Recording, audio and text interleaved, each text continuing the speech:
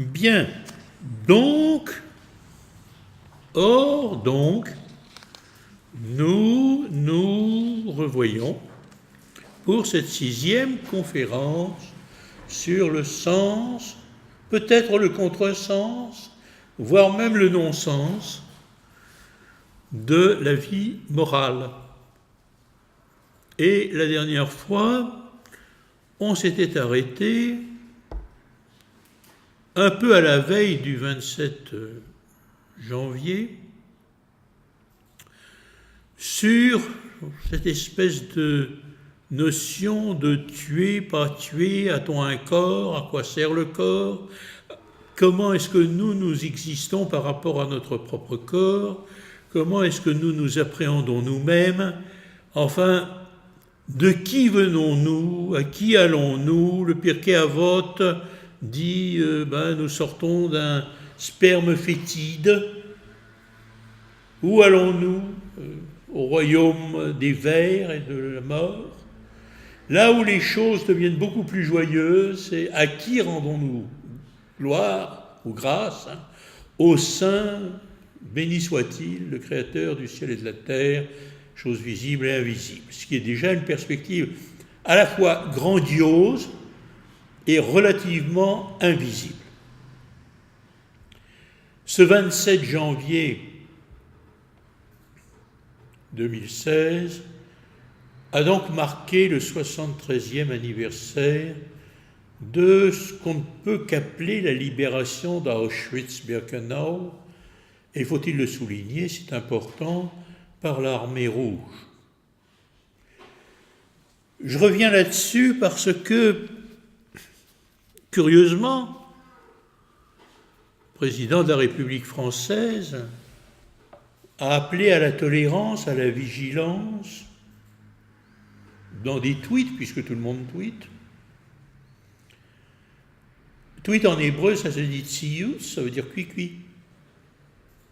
Je t'envoie un tsius, that's it. C'est au fond la même racine sur le fond que les tzitzit, c'est-à-dire comment repérer un commandement. Ça ne veut pas dire qu'un commandement c'est cuit-cuit. Ça veut dire qu'il y a quelque chose qui est envoyé, qui est lancé. Bon, le président français envoie un tweet où il rappelle l'importance de ce jour. La distance que nous avons par rapport à l'événement se fait sentir de plus en plus, et plus le temps va passer, plus cette distance va se faire sentir d'une manière extrêmement vive. Pas seulement en France, mais bien évidemment en Israël, où le problème se pose tous les ans. Les rescapés Nitzulei Shoah, ceux qui ont été donc les rescapés de la Shoah, sont aujourd'hui des personnes âgées, on pourrait dire aigrotantes, fragiles, peut-être dans leur structure, survivant et parfois même ayant survécu d'une manière tout à fait étonnante face à des péripéties, à des turbulences de l'existence particulièrement acerbes et difficiles. Et pourtant, ce sont souvent, à part quelques-uns, des gens qui vivent dans un dénuement certain. Au fond, on retrouve parmi ces Nitzulei Shoah, j'aurais préféré qu'on appelle ça les Nitzulei Achorban. Chirben en hébreu, en yiddish, veut dire l'Holocauste, Chorban de la destruction. Je reviens souvent là-dessus, mais c'était un débat qui existait entre Elie Wiesel et Manes Sperber, qui existe, car on est devant une destruction relativement comparable comme projet à la destruction du temple. Ce qui rejoint d'une certaine façon l'annonce, le kérigme même de saint Paul, à savoir vous êtes un temple naos to Theou, vous êtes un temple de Dieu, vous êtes donc un temple de la présence de l'Esprit Saint. Et plus le temps passe, plus nous sommes comme naturellement déconnectés par une chronologie qui s'en va, et tentés par quelque chose qui est terrible dans la mémoire humaine, c'est au fond, nous en avons bien, parce que au XXe siècle, on avait la possibilité de filmer les choses. Donc on a des films témoins qui nous expliquent ce qu'a été ce processus même de la Shoah. Je rappelle qu'en grec c'est catastropha et qu'en russe aussi, catastropha. Уничтожение, c'est-à-dire l'extermination, est quelque chose qui est beaucoup plus neutre. Donc, nous avons parlé plutôt de cette notion de corps, d'appréhension du corps. Et je vous avais donné l'exemple tout à fait saisissant parce qu'elle l'a exprimé dans son tout dernier livre de Marceline Loridan Evans, qui en réalité c'est Rosenberg, une dame particulièrement courageuse dans son existence, voulait en fait parler aussi en raison des disparitions progressives qui se produisent, presque semaine par semaine, de survivants. Je pense en particulier à un auteur que la France a découvert un peu tardivement et par la conjoncture tout à fait intéressante entre une extraordinaire traductrice qui a vu une corrélation avec le personnage, l'écrivain, c'est Aaron Appelfeld, qui est né à Tchernowitz, donc en Bucovine, et qui est mort le 4 janvier 2018, et qui a été un survivant typique d'un judaïsme de Bucovine, c'est-à-dire d'une Ukraine occidentale, carpatique, où on parlait autant l'allemand, qui est sa véritable langue maternelle, que le roumain. C'est à l'époque où il est né, il est mort à 85 ans, je crois. Donc ça veut dire qu'il est né sous l'Empire austro-hongrois. Cela veut dire où on y parlait le hongrois, le roumain, l'ukrainien, le ruthène, russienne, et du russe en passant avec du polonais à côté. Et chez son grand-père, tout en n'étant absolument pas religieux, il avait découvert une tradition juive vivante à travers le yiddish, que parce qu'il est entré après la guerre, ayant été sauvé par des brigands ukrainiens, des bandes de jeunes hooligans, qui étaient des espèces de bandits de grand chemin ukrainiens qu'il avait recueillis comme ça. Il a fait son chemin après la guerre, étant apparemment orphelin, pour se rendre en Israël. Il a combattu pour la guerre de l'indépendance, avec un énorme travail intellectuel que lui a demandé finalement l'appréhension de la langue hébraïque. On ne se rend pas compte de ça, mais trop souvent, beaucoup de gens apprennent l'hébreu et s'imaginent que, ça y est, une fois qu'on a maîtrisé la grammaire, on comprend le système. Et lui, ça a été un travail forcené de dizaines d'années. En plus, il avait la vocation d'écrire pour essayer de se libérer de quelque chose. Et c'est au moment où il a commencé à écrire qu'il s'est dit non, je dois aussi apprendre une langue que je connais, mais je ne connais pas assez bien, et qui me donne cette réalité d'être, c'est-à-dire le yiddish, et il est allé à l'université, il est allé apprendre le yiddish pour l'écrire et le lire, voir, le lire et le parler correctement, le lire, mais il le disait très bien,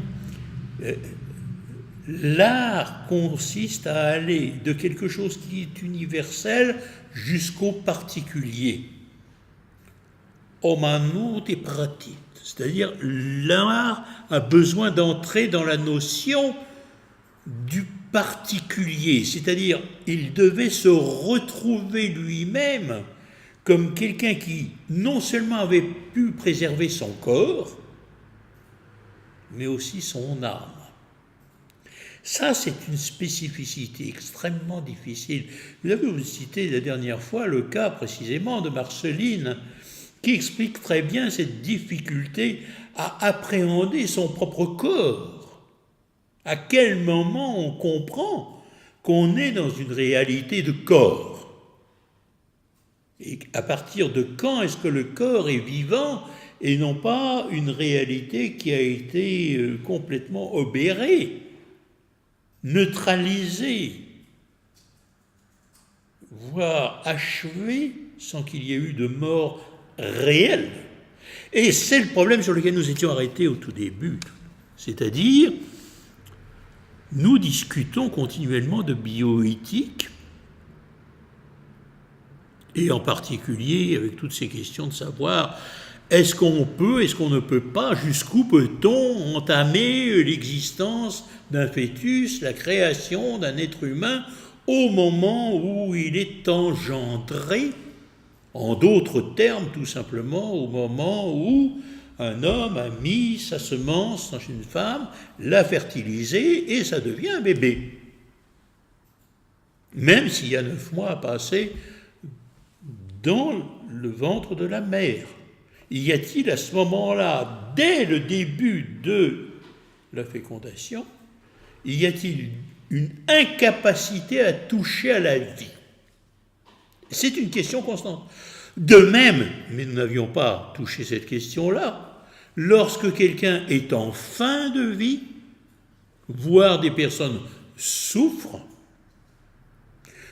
dans leur corps, souffrent dans leur âme, souffrent de manière sociétale, car combien de gens sont totalement isolés dans les sociétés dans lesquelles nous vivons.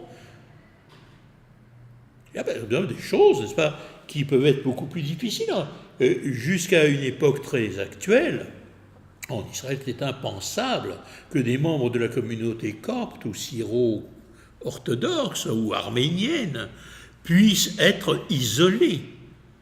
Un arabe s'occupait toujours, ou un grec orthodoxe, combien j'ai vu de femmes qui ne se sont jamais mariées parce qu'ils avaient cette obligation de subvenir aux besoins de leur famille, non pas de subvenir nécessairement, mais en tout cas d'être présents pour reconnaître d'où ils venaient, ce qui parfois les empêchait d'aller là où ils auraient pu créer leur propre vie.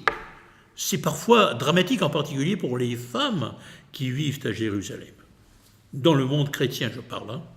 Ça peut être dramatique comme situation, parce qu'il y a vers où va-t-on trouver le corps? Vers où va-t-on trouver une sorte d'épanouissement personnel et surtout la prolongation du cycle de l'histoire et donc de la réalité véritablement spirituelle de ce qui nous arrive dans l'existence. La fin de vie, c'est de l'euthanasie. L'euthanasie, ce n'est pas non plus une mort euphorique. Et on se pose la question, dans les deux cas, entre les deux, il faut bien vivre, entre le moment où il y a une ovulation et entre le moment où Pépé Mémé sont devenus gâteux, où souffrent de handicaps beaucoup trop graves à supporter. Et à ce moment-là, c'est intéressant, nous avons toujours le palpitant prêt à réagir. Sauf évidemment quand socialement on pourra faire grève pour difficulté à pouvoir subvenir au travail qu'on est obligé de faire dans des conditions qui ne sont pas gérables. Nous avons toujours de bonnes raisons pour être meilleurs que les autres, tout en gardant l'exigence de dire jusqu'où est-ce que j'ai le droit de transcender quelque chose d'établi et qui est établi par qui, comment et pourquoi. Voici 5 ans, le Rav Melamed, qui est extrêmement connu, c'est l'un des postes les plus importants de la société israélienne actuelle, a été interrogé dans cette question de Sheilot Shuvot, donc les questions-réponses que l'on fait, les responsés, au point de vue rabbinique. Une femme de 50 ans arrive et on va lui faire une fivette et va donc devenir enceinte parce que son mari peut-être pas directement, mais on va de toute façon l'aider parce que 50 ans c'est une plaisanterie, aujourd'hui tout le monde est jeune. Donc pas de problème. Je parle actuellement de la société israélienne telle qu'elle se vit, c'est-à-dire, pour prendre un exemple simple, c'est affiché à Hadassah et également à Shaarei Tzedek. Il vient de poser la question, oui mais alors, elle doit aussi passer des tests. Et si elle passe des tests qui révèlent une malformation, ou qui révèlent un handicap chez l'enfant, qu'est-ce qu'on fait? Et à ce moment-là, le Talmud prévoit de façon simple qu'il peut y avoir une interruption de grossesse. Ça, c'est la loi juive, la réflexion talmudique qui ne s'oppose nullement à la vie morale, mais part du principe qu'on sauve une femme et qu'on préserve une destinée de quelqu'un dont nous ne pouvons pas apprécier la souffrance. D'ailleurs, sa décision a été mise à peu près partout, comme Reponsum, a été mise partout, affichée dans tous les hôpitaux de Jérusalem. C'est intéressant comme situation. Le monde chrétien, lui, d'une façon beaucoup plus claire, prévoit, avec des différences sur les ovulations et les fécondations. Au bout de combien de temps est-ce qu'un enfant est vivant dans le sein de sa mère? L'Église y est allée du nombre de jours, du nombre de mois, et chacun y va, il vaut mieux pas donner de chiffres, mais nous sommes dans une espèce de flottaison. Le problème n'est pas tellement donner la vie à tout prix, du genre le pro-life movement, qui existe partout et très fort, et où de fait il y a des gens qui se mobilisent pour à tout prix sauver une vie ou créer une vie.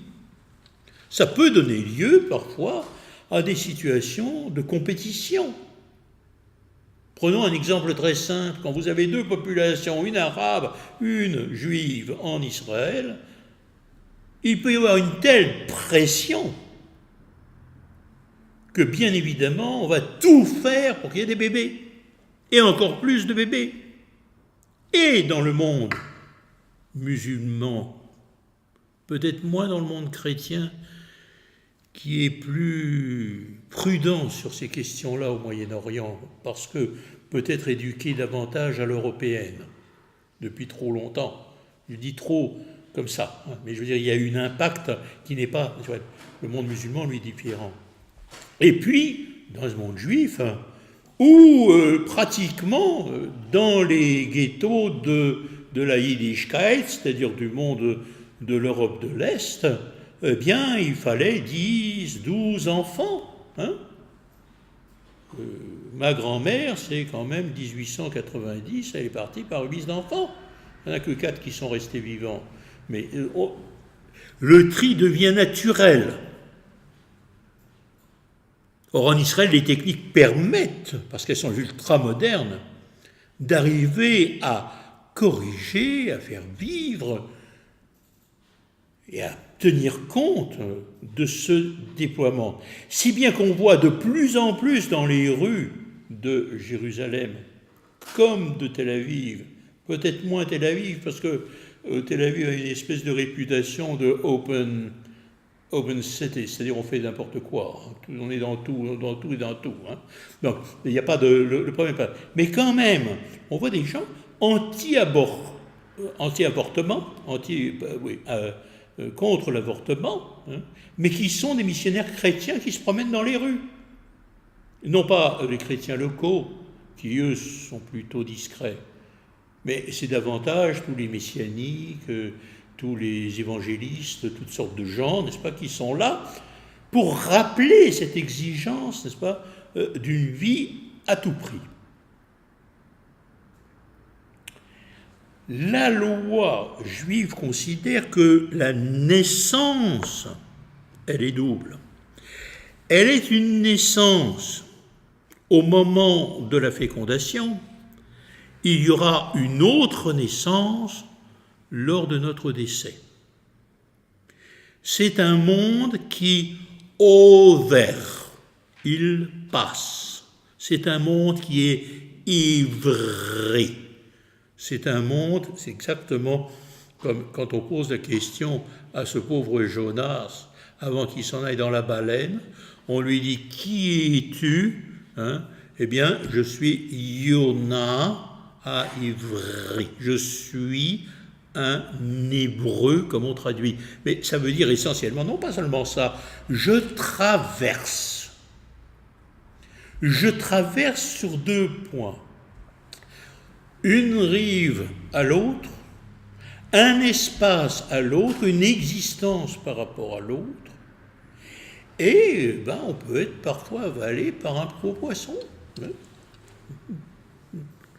Petit poisson, un petit oiseau, s'aimait d'amour tendre, hein, mais comment s'y fendre pour faire ça? Alors là, on est encore dans le gréco, hein, pas le peintre, hein, la chanteuse.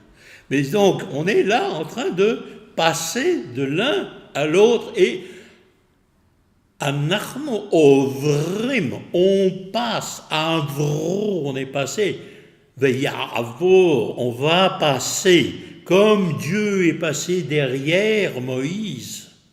Et ce même mot de passage signifie aussi cet engendrement, ibour. Ibour, c'est un engendrement. C'est ça, c'est une des choses assez belles à comprendre. L'engendrement, c'est mettre au monde. Elle est quoi? Oberet, c'est une femme qui est enceinte. La lune est aussi enceinte quand on la regarde. Elle n'est pas pleine.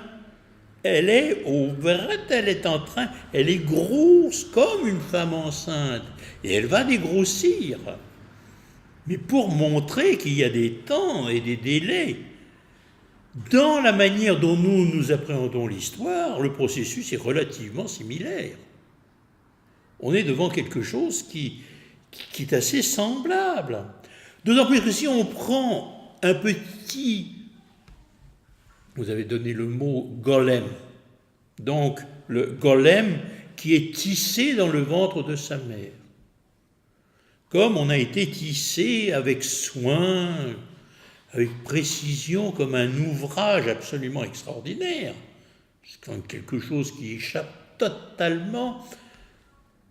Quand bien même on arriverait à cloner un pauvre homme et en faire un mouton, n'est-ce pas, d'exportation écossaise, hein, et qu'on arriverait à faire, n'est-ce pas, on peut multiplier les enfants que nous avons, hein, sans compter qu'en les mettant en hibernatus, alors là, hein, bonjour pour l'an 3000, hein, enfin, il faut encore que l'électricité soit là, parce que là aussi, il peut y avoir des pannes.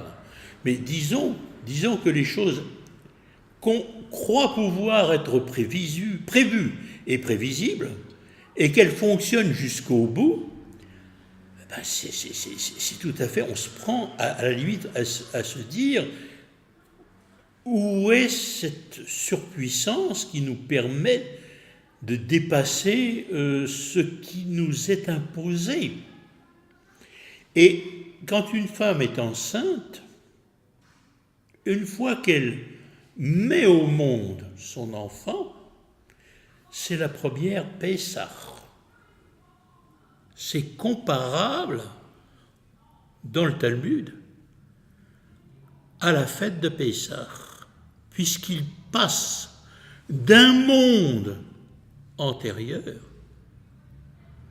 fait d'un monde de contriction, de choses qui sont de contingences. Il y a des contingences auxquelles un bébé, bien évidemment, n'échappe absolument pas. Il est même complètement pris et enserré sans qu'il ait même la possibilité de faire quoi que ce soit. Alors que nous savons aujourd'hui qu'un bébé impose beaucoup de choses à sa mère quand elle est enceinte. C'est-à-dire que dès le corps intérieur, c'est-à-dire mes beten aimés, aux profondeurs des entrailles de la mère, se crée déjà le processus de la libération et d'une sortie. Et cette sortie est comparable à toute forme de libération, mais à Avdot Lecherot, c'est-à-dire de l'esclavage jusqu'à la libération. C'est un moment pascal, Azman Pesach, c'est le temps du passage. Et curieusement, parce que l'hébreu joue là-dessus, le don même d'un agneau. C'est presque sacrificiel que d'arriver à mettre au monde. Talmud dit encore autre chose, Pesachim, c'est assez intéressant, c'est que lorsqu'il y a des moments extrêmement difficiles à être assurés sur le plan même de la morale, l'être humain peut être amené à suspendre les exigences normatives de la société. Prenons par exemple le cas tout à fait intéressant de la Shoah, comme ce fut le cas de la déportation à Babylone, qui en soi n'était pas directement visible comme étant une punition comparable à ce qui s'est passé au temps de la Shoah. La déportation à Babylone, comme le dit Jérémie, faites très attention, parce que quand vous serez là-bas, vous aurez des prophètes pour vous expliquer ce temps qui vont venir. Alors que nous sommes dans le temps de l'après-Shoah, sans que nous puissions raisonnablement déterminer ce que la Shoah signifie pour notre génération. Moi, j'y suis directement, mais les autres, c'est quoi? C'est quoi la Shoah? Pourquoi est-ce qu'on est en vie? Le patriarche, archevêque majeur des Ukrainiens catholiques, sa béatitude Sviatoslav Shevchuk, était le 27 janvier dernier, donc pour ce jour particulier mémorial international de la Shoah, qui a été inauguré, il ne faut jamais l'oublier, par un homme qui était ministre des Affaires étrangères israélien, Sylvan Shalom, qui est originaire de Tunisie, né à Beersheva. C'est lui qui a imposé cette journée internationale de l'Holocauste, qui donc ne rappelle pas uniquement la mort des Juifs, mais de toutes les formes de génocide. Donc je reviens à Monseigneur Shevchuk, Sviatoslav, le primat de l'Église gréco-catholique ukrainienne, qui le 27 le 27 janvier, était à Rome. Le lendemain, le pape a visité la cathédrale Sainte-Sophie qui avait été voulue par le cardinal Slépéi, qui avait passé 18 ans dans les geôles soviétiques et qui finalement avait pu être libéré et était accueilli à Rome avant. Donc lui n'a jamais pu retourner, mais il a créé cette cathédrale et donc le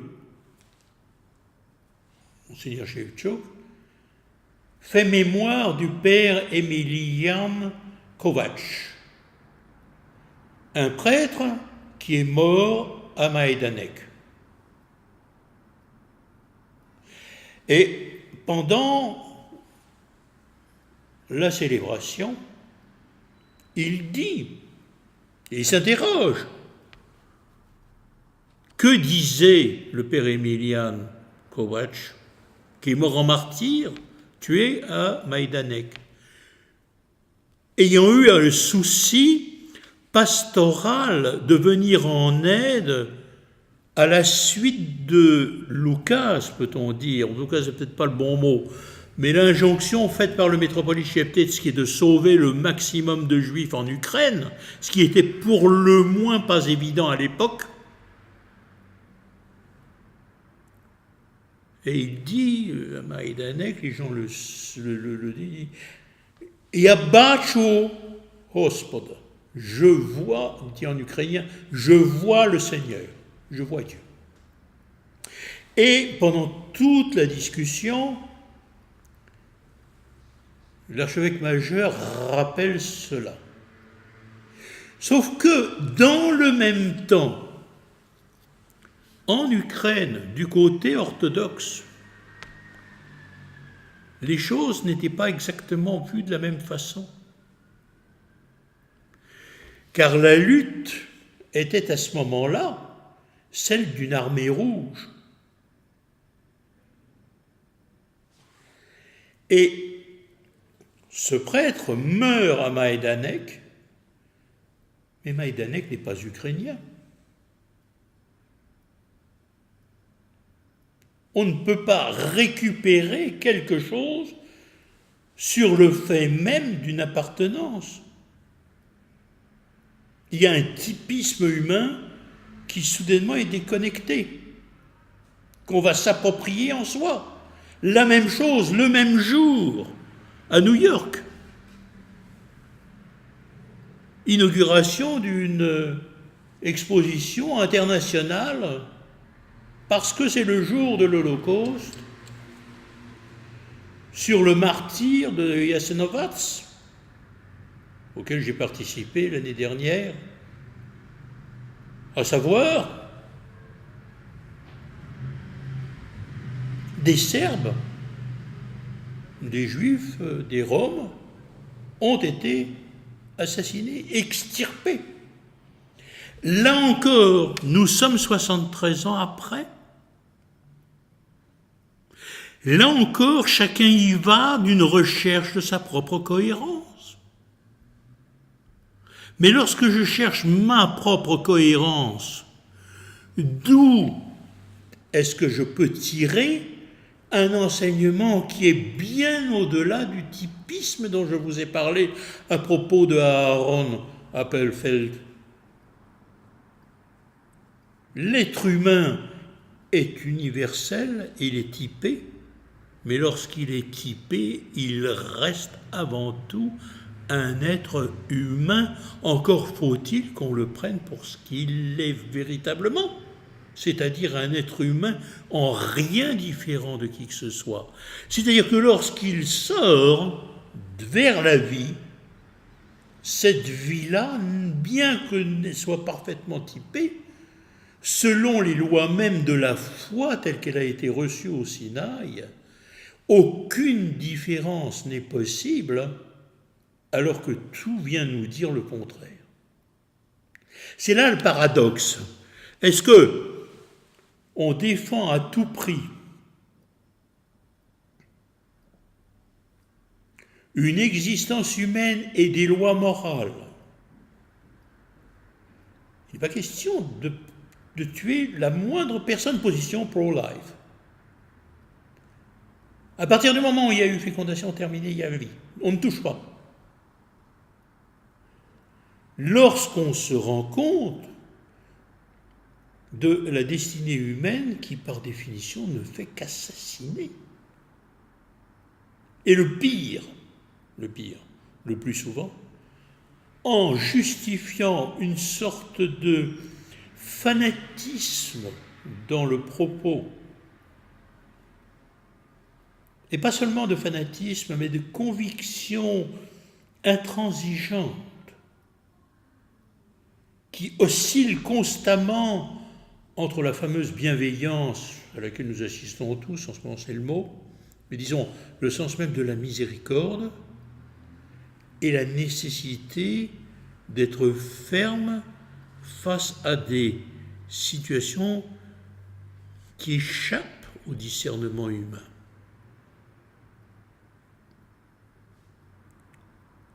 Pourquoi je reviens à cela? C'est que cette Pâque, on va y aller puisqu'on va commencer le carême. Mais comment est-ce qu'on est capable de renouveler cette dimension d'une force spirituelle qui va jusqu'à se démultiplier et qui reprend en gros ce qui est le commandement initial de toute la Bible, Perurvu milu d'aretz, c'est-à-dire croissez, multipliez-vous, remplissez la terre. Croissez, Perou, donnez du fruit. Ervu, c'est-à-dire vous êtes nombreux, Rabbim, de nombreux. Au milieu, venez accomplir aussi. Venez donner une plénitude, un accomplissement, une densité profonde à l'existence que nous pouvons partager et dont on voit immédiatement les limites sur le plan, que ce soit relationnel, international, national, dans tous les secteurs de la vie. Dans tous les secteurs de la vie. Et ça n'est pas parce que nous sommes au XXe ou au XXe siècle que les choses sont différentes. Je parlais tout à l'heure de la différence qu'il y a entre le temps et le délai, le moment où on est face à des contingences particulières sur le plan moral. Il y a un moment où Jérémie dit, c'est pas le moment de faire des bébés. C'est intéressant que ce moment-là est venu de façon extrêmement puissante à la fin de la Deuxième Guerre mondiale. Dans le judaïsme, il y a eu soudainement une peur. Et si nos enfants allaient revivre ce que nous avons vécu? Et nous n'avons pas le droit moral de leur imposer cela. Ce que dit très bien d'ailleurs Marceline Laurier-Dan-Ivens. Elle le dit très bien, comment peut-on imposer à un enfant déjà rien que le récit de quelque chose? Pourquoi tant de gens, tant de rescapés sur le fond attendront presque la fin pour véritablement commencer à évoquer quelque chose qui est de l'ordre de l'indicible? Alors comment se fait? Pourquoi soudainement on met en sourdine la vie et soudainement on la débloque? Prenons par exemple le cas de ce que dit le traité Pesachim dans la tradition juive, dans le Talmud. C'est au moment de l'Exode, les femmes mettaient au monde comme des poules tous les jours. C'est une idée qui semble évidemment plus ou moins aberrante ou bizarre. Ça veut dire quoi? Une accélération du processus de naissance. « Lorsqu'il est question de se sauver, de sauver son existant d'être humain qui peut être terriblement fragilisé, la tradition talmudique rappelle que lorsqu'il faut s'en aller, il faut affronter avec tellement de force la réalité invisible d'un futur qui va se dessiner, qu'il vaut mieux être nombreux et capable de faire face à la situation. En revanche, si pour une raison quelconque, on a perdu ou qu'on sent une fragilité, comment peut-on nuancer la chose jusqu'à dire « peut-être n'a-t-on pas le droit de mettre au monde ?» Je ne réponds pas, je pose la question. Pour l'Église, la vie avant tout. Prenons le cas maintenant autre de l'Église orthodoxe telle qu'elle est aujourd'hui à Moscou. Il y a eu tellement de divorces. On s'est marié souvent à l'Église un peu n'importe comment. Au moment du grand boom où tout le monde allait plonger pour devenir chrétien, que ça n'a pas toujours tenu le coup de manière idyllique. Mon restaurant à Jérusalem, à la porte de Jaffa, c'est pas compliqué, on voit passer tout le monde. Hein. Bien. Et l'une des choses les plus saisissantes que je regarde simplement parce que c'est un fait, hein, quand vous voyez soudainement arriver beaucoup de prêtres, évidemment avec leur épouse, hein, et puis le donateur qui gère ou la paroisse, enfin les donateurs qui gèrent les paroisses, etc. Et il y a un petit voyage organisé, et tout le monde mange. Puis soudainement, il peut y avoir un petit clash. Et la matouchka peut très bien dire au prêtre, qui est plutôt jeune, hein, et pas bien dégrossi, hein, fais attention, parce que je vais bientôt divorcer si tu continues comme ça. Et toi, tu ne pourras plus te remarier. C'est très intéressant à voir. Quand on est dans un boom comme ça va durer combien de temps le boom ? Il y a eu aussi un gros boom en 1947-48. C'est les années 50. Hein ? Mais on n'est plus dans le boom.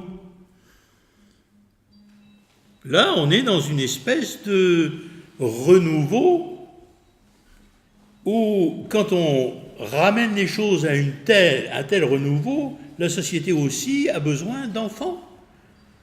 Et qu'est-ce qu'on fait ? Qu'est-ce qu'on fait en gros en Russie en ce moment ?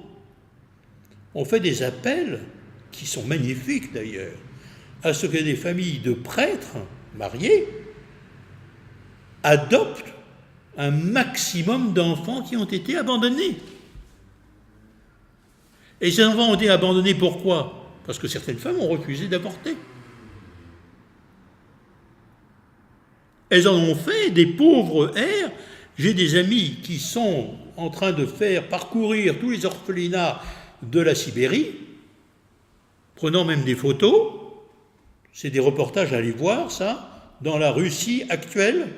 Polnaya bieda, c'est une véritable pauvreté, et en même temps c'est très beau de savoir que le corps de l'Église à ce moment-là essaye de pallier les incapacités à gérer des processus de morale qui étaient en pleine mutation. C'est pas parce que soudainement, voici 25 ans, Jésus est venu. Il était là bien avant, il était toujours là. Hein. Même quand il n'était plus là, il était toujours là. Hein. C'est tout à fait évident. Il n'a jamais quitté la Pechielskaya Lavra de Kiev, ni aucun monastère de terre de Russie. Ça, il y a des choses qui ont été en sourdine.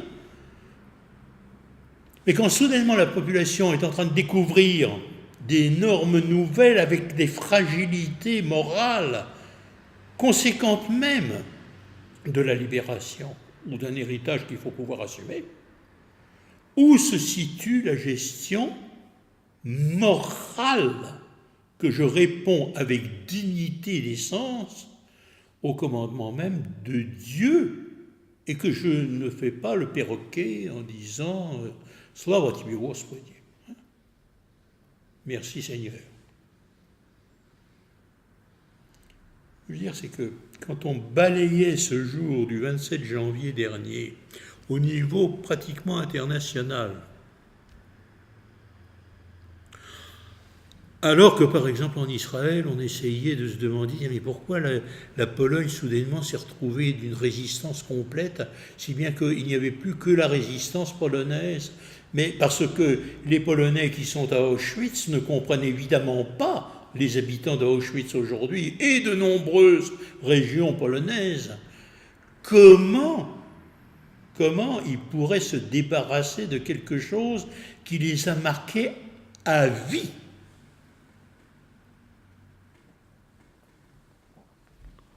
C'est ça qui est effroyable. Et là, il y a des signes de miséricorde à comprendre.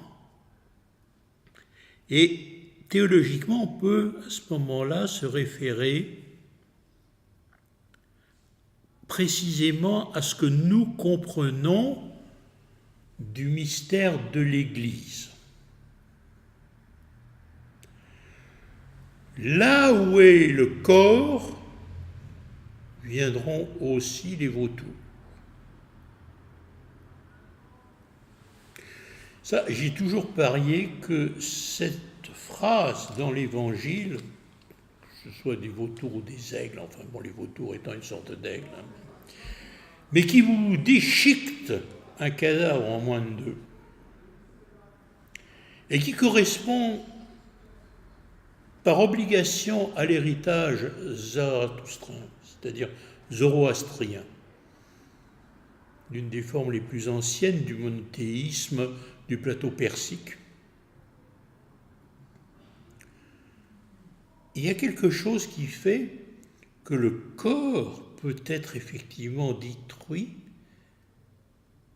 et pourtant déchiqueté. Et pourtant là, il y a un devoir à rechercher le bien d'une parole non pas d'unité imposée, mais réfléchie sur le sens que les mots ont dans la foi. Le corps, c'est le lieu précisément où chaque membre est solidaire les uns des autres, les membres sont solidaires les uns des autres, mais où aussi il y a une promesse de stature. L'être humain, après un long procédé historique, processus qui a duré sans doute des millénaires, s'est tenu debout. Et si nous tenons debout, cela signifie que notre corps n'est pas vil, ne peut pas être avili. Il ne peut pas être négligé. Facile à dire ça. Mais on trouve la question dans le chapitre 15 des Actes des Apôtres. C'est là, dans le chapitre 15 des Actes des Apôtres, que se trouve la réponse de l'Église à la destinée morale de l'être humain. Pourquoi ? Il y avait des gens qui voulaient à tout prix se convertir. Reconnaître que Jésus-Christ était effectivement le Messie, le Fils du Dieu vivant. Donc, si je me tiens debout devant le Seigneur qui est vivant, comme dit Isaïe, l'une des paroles fondamentales du Carmel. Pourquoi le dire ? Parce que le Carmel est une vocation à la Élie, c'est-à-dire quelque chose de véritablement ancienne. C'est pas quelque chose qui commence avec Jésus-Christ. C'est quelque chose dont la mentalité, dont l'esprit, dont la perception commence bien antérieurement. C'est poser la question, mais qui est au Christ? Et derrière la question qui est au Christ, si ce n'était que la question de qui est au Christ, nous croyons que c'est lui le Christ, le Fils du Dieu vivant. Pisteo, je crois, avec une foi parfaite. Ce n'est pas suffisant, car lorsque un chrétien dit « je crois avec une foi parfaite que le Christ, le Fils du Dieu vivant », d'accord, mais c'est parce qu'il y a Dieu le Père. Et toute la question pour les tout premiers chrétiens de Jérusalem, et il n'est pas question d'ergoter trop là-dessus parce que les documents sont extrêmement rares. Prouve quoi? C'est pas que Israël rentre dans l'Église.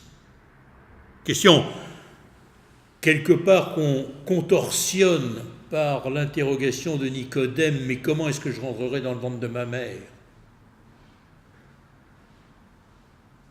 Ce qui est du bon sens. Sur quoi qu'on répond, bien évidemment, que rien n'est impossible à Dieu. Enfin, il ne faut quand même pas trop. Même si on aime sa maman, il faut quand même à un moment donné la laisser. Il faut savoir la quitter. Mais pas seulement ça. La matrice qui fut composée par un appel pratiquement incompréhensible, de sortir par un acte pascal du non-être apparent vers le vivant, signifie entre autres, bien évidemment,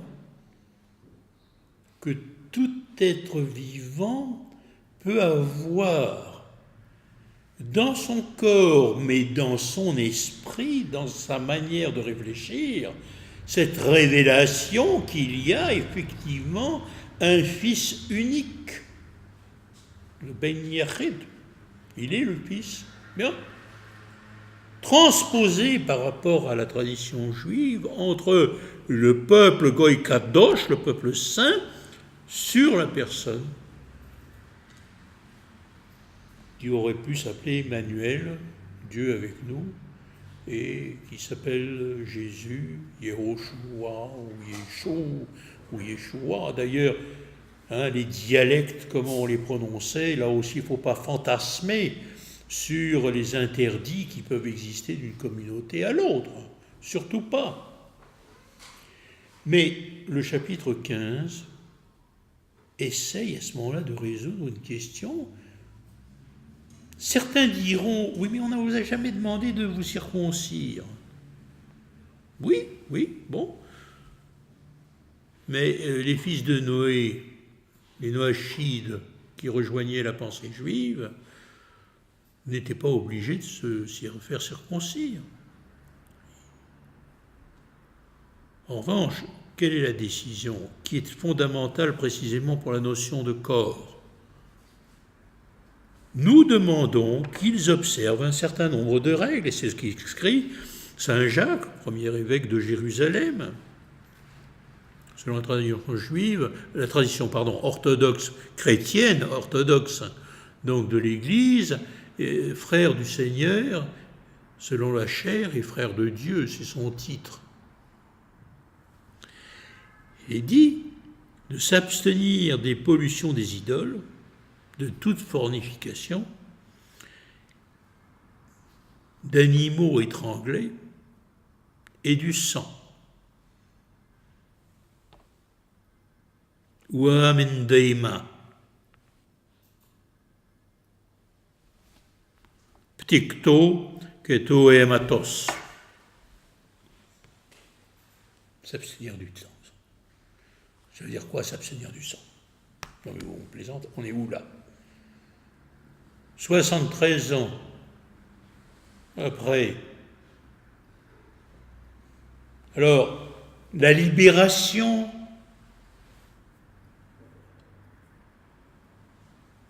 s'est produit un moment qui a libéré des pauvres hères qui d'ailleurs souvent étaient sur les routes en train de mourir. Qui l'a délivré? Une armée rouge, aujourd'hui passée sous silence, sauf par les Russes, et qui ont raison de rappeler ceci. Le jour même de ce 27 janvier dernier,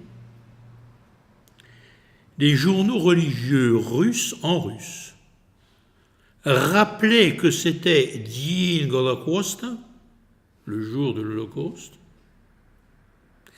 et aucun ne mentionne les Juifs. Il y en a un, qui est d'ailleurs remarquable, ne mentionne pas du tout les Juifs, mais montre des souliers ayant été pris à des Juifs. C'est. Après, on réfléchit, est-ce une valeur définitive ou est-ce un processus mental qui fait que progressivement nous sommes presque nous ne le verrons pas, nous, mais enfin, on va arriver aux 100 ans. Et ce sera qui, ce Golgotha du monde contemporain dont parlait Jean-Paul II, parce que chacun y va de sa propre interprétation. Le chrétien sur le chrétien, le serbe sur le serbe par rapport au croate, l'ukrainien, comme je vous l'ai dit, Maïdanek, mais il avait sauvé des juifs parce que le métropolite Sheptytsky avait donné un acte qui a été profondément respecté dans toute l'Ukraine sous sa juridiction. Pendant ce temps-là, les bandes de libération un peu partout dans le monde, enfin en Europe, ils faisaient quoi? Comment est-ce qu'à ce moment-là, on s'est abstenu du sang versé? Quand on réfléchit aux besoins bioéthiques, on ne peut pas enlever cette question-là. On ne peut pas être pro-life à mort pour dire après aux gens, nous allons vous punir si vous ne le faites pas. Il y a des pauvres femmes qui, à l'âge de 13, 14 ou 15 ans, au San Salvador, sont en prison parce qu'elles ont parfois même avorté spontanément et en dépit d'elles-mêmes. Elles sont en prison pour 30 ou 50 ans, car c'est strict au San Salvador, pas question de reconnaître un avortement. Où vous mettez à ce moment-là le sens et le contresens. Où vous mettez la décence.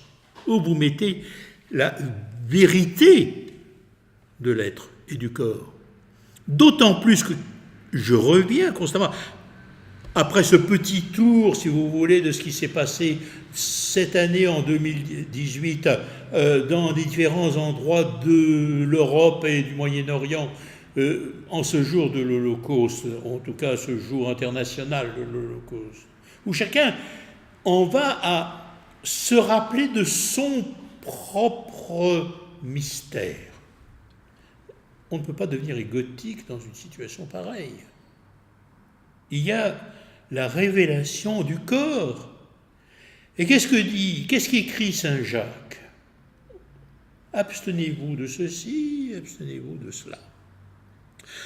Il le dit pourquoi? Ben oui, parce que Moïse de tout temps a eu des prédicateurs qui, tous les Shabbats, proclament la loi de Moïse dans le monde. C'est intéressant. Pourquoi est-ce qu'il n'impose pas la loi juive à ceux qui n'en sont pas? C'est précisément parce que depuis le début de la conscience du Shabbat, donc le Sinaï, il y a une loi qui rappelle le devoir de la communauté en tant que corps, constitué de manière par appel. Et il y a deux choses qui n'apparaissent pas dans la lettre de Saint Jacques. C'est intéressant. Dans le Talmud, dans les lois sur Noachique, les lois Noachiques, il faut à tout prix qu'il y ait dans chaque ville un tribunal, de façon à ce que la justice puisse être rendue. Et les animaux étranglés, ça rappelle plutôt le service des idoles, mais on a oublié le commandement de ne pas arracher un membre à un animal vivant.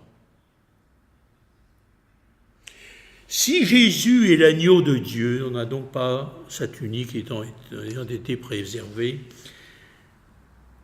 lui, son corps n'a pas été détruit. Il est donc l'agneau immolé, disons sans tache, comme ça. Il faut se méfier de ce type d'interprétation parce que nous risquons trop facilement de les faire dériver vers notre propre fantasmagorie, sur le plan purement de l'exégèse. Mais il n'y a pas de nécessité dans la lettre de Saint Jacques d'avoir un tribunal, parce que le tribunal est celui de Dieu. Et parce que ce tribunal, désormais, dans la foi chrétienne, est le jugement que le Christ porte au nom de sa résurrection, au nom du fait qu'il est vivant et qu'il a dépassé l'existence de la mort. Ce que nous voyons précisément comme un moment de naissance semblable c'était évidemment la Pâque, semblable à l'expulsion d'un petit être du sein de sa mère. Il y a un prêtre que je connais qui a écrit une très belle chose, pour terminer là-dessus, avant de continuer ces histoires sur les actes des apôtres. Mais je crois que c'est tout à fait bien vu et bienvenu.